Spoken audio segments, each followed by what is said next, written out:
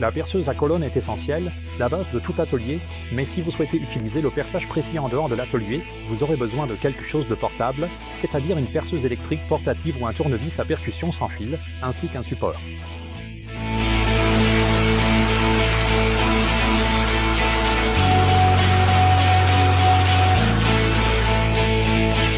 Bonjour, je m'appelle Tom Krasensky et cette fois-ci, je veux m'intéresser un peu au support mobile pour perceuse. Percer à l'œil, c'est bien, je peux le faire, vous vous dites, mais essayez d'invoquer un autre regard pour vous aider. Vous vous rendrez rapidement compte que vous percez à la verticale. Bien sûr, avec un peu d'entraînement, vous saurez comment percer à la verticale, et cela suffit largement pour certaines applications. Il existe cependant des travaux où la précision est essentielle, et compter sur des impressions subjectives est comme parier à la loterie. Est-ce possible ? Mais la plupart du temps, cela ne fonctionne pas. Vous augmenterez considérablement vos chances de succès en utilisant un dispositif pour le perçage perpendiculaire, dans notre cas un support de perçage. C'est le moyen le plus simple de garantir des résultats suffisamment précis et surtout répétables. Les supports d'atelier pour perceuse sont généralement assez précis et avec un peu de bonne volonté, nous pouvons les considérer comme portables. Cependant, tout comme les perceuses à colonne, elles ont une limitation, à savoir le poteau le long duquel la perceuse se déplace. Pour les pièces de grande taille, les supports sont trop courts, soit la hauteur des supports n'est pas suffisante, soit le débattement du bras, c'est-à-dire la distance entre le forêt et le poteau. Ces deux inconvénients sont résolus par les soi-disant supports de perçage mobile. Le premier type est un support avec un collier pour fixer les perceuses avec un montage standard de 43 mm de diamètre. Ce sont pratiquement toutes les perceuses électriques portatives de 230 V. Mais seulement un minimum de perceuses sans fil. Ces modèles existent en plusieurs versions. Dans une expérience particulière, je peux également recommander les modèles les plus simples avec des barres de guidage verticales, qui sont en principe plus précises que ceux avec des barres inclinables.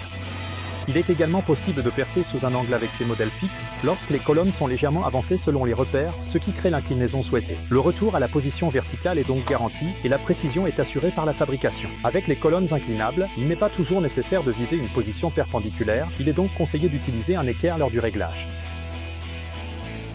Le deuxième type de support mobile est celui qui permet d'utiliser n'importe quelle perceuse. En effet, ces supports possèdent leur propre mandrin, dont le filetage avec un hexagone de quart de pouce se fixe dans le mandrin de la perceuse. Ce n'est qu'en ayant la possibilité d'utiliser n'importe quel tournevis à percussion sans fil que nous pouvons considérer un tel support comme entièrement mobile et surtout indépendant. Le support de perceuse d'atelier ainsi que le support mobile devraient être équipés d'une butée de profondeur. L'équipement standard des supports mobiles comprend également un guidage fixe ou amovible pour le perçage d'objets cylindriques, tels que des barres ou des tubes.